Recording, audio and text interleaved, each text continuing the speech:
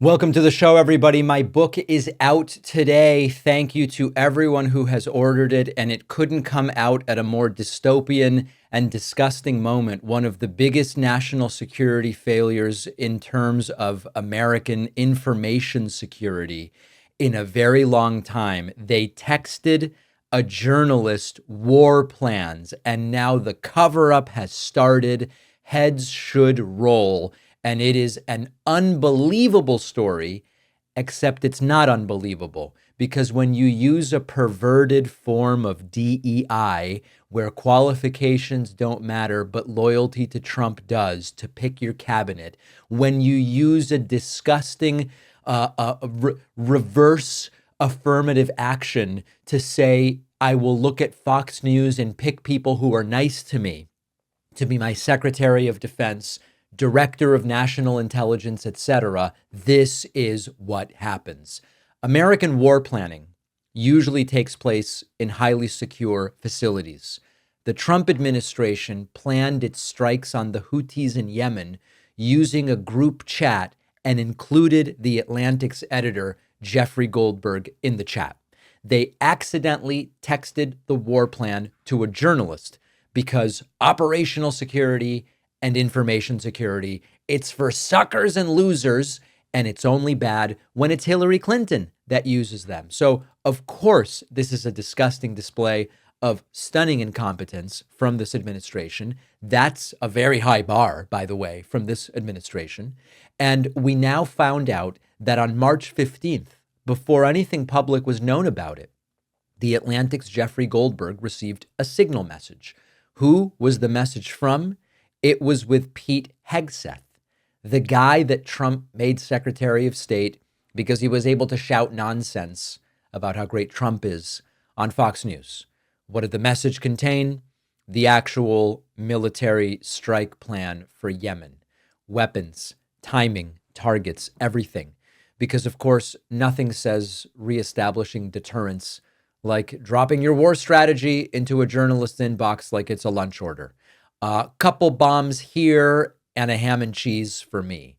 This was not a fluke group chat. This was a group chat that included the Vice President, J.D. Vance, Tulsi Gabbard, the DNI, Secretary of State Marco Rubio, Stephen Miller, John Ratcliffe. Apparently nobody noticed. They included the editor-in-chief of The Atlantic. Goldberg first assumed it was fake. He thought, I'm being pranked. It's disinformation. But then the bombs started falling exactly when the text messages said that they would. And after the administration confirmed it was all real, the messages are real, and they are now launching the cover-up where they both deny the truth of the reporting while at the same time saying if it's true, it's no big deal. This is a classic authoritarian tactic. It's not true, and also, if true, not a big deal. And the people reporting on it are really the problem, shrugging it off in this way. Maybe viable, except for the part where detailed real-time military strike plans were shared to a civilian. Now, you might, if you want to see something that aged very poorly, it aged like salmon sashimi left out in the sun, okay? Actually, I wonder if that would kind of make like a salmon jerky or something. I don't know. Here is Pete Hegseth just 3 days ago. Remember what he said? Under the previous administration, we looked like fools. Not anymore. President Trump has reestablished American leadership. The F-47 is part of it. And Mr. President, thank you for having the courage to do it and leading the way for all our warfighters. Well, unfortunately, we really look like damn fools. At minimum, Pete Hegseth should resign. Waltz should resign. But here is where it starts to really become total parody.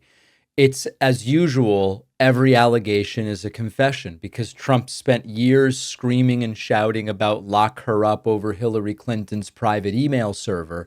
They made it the centerpiece of this sort of moral crusade. And now they're out here coordinating real-time military operations on Signal on their phones in violation of multiple federal records laws and potentially even, this is so crazy that we're still figuring out the legal implications, but potentially also in violation of the Espionage Act. And these are the folks that say deep state, anytime someone sneezes in the direction of protocol But when it's using a burner app to leak war plans to a reporter by mistake, it's thoughtful policy coordination. We'll talk about the cover-up in a moment.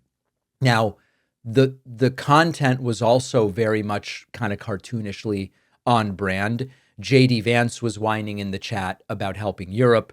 Stephen Miller was talking in the chat about extracting economic benefit from our allies, like some kind of loyalty tax. Hegseth was signing off with, "We are clean on OPSEC, operational security," while they were texting a journalist without even realizing it. These are the people in charge.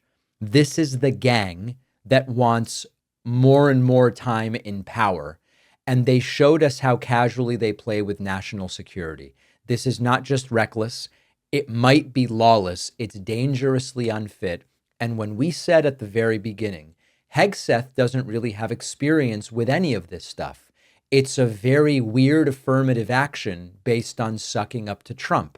Tulsi Gabbard has no business being in any role that relates to national security. If anything, she's a national security risk. We later found out she would be unlikely to even be able to pass an FBI background check if had she been subjected to one.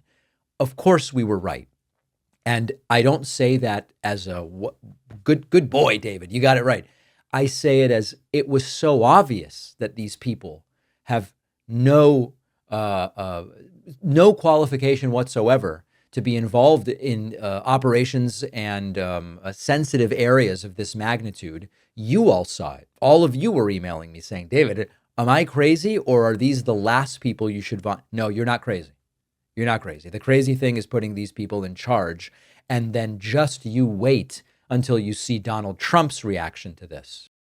Did you know that countless commercial databases and people search sites are storing your personal information? Anyone, from an employer to a former partner, can use these platforms to get details about your online presence, your home address, phone number, email, license plate, family members, financial information, even political views.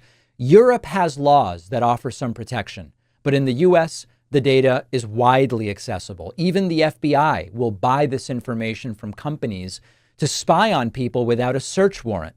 Our sponsor, Incogni, provides a solution. It takes just seconds to sign up, and Incogni will send removal requests to all of the major data brokers, legally compelling them to get rid of your data. Incogni keeps you informed throughout the process. You'll get real-time updates, who has complied, which ones are still pending. They'll handle follow-ups, they'll handle appeals on your behalf, and this will save you hundreds of hours. Very few people have the time or resources to do this on their own. This service can also reduce the number of spam calls and emails you get, since many solicitors and scammers get your information from these very same sources. Go to incogni.com/Pacman and use the code Pacman for 60% off. The link is below.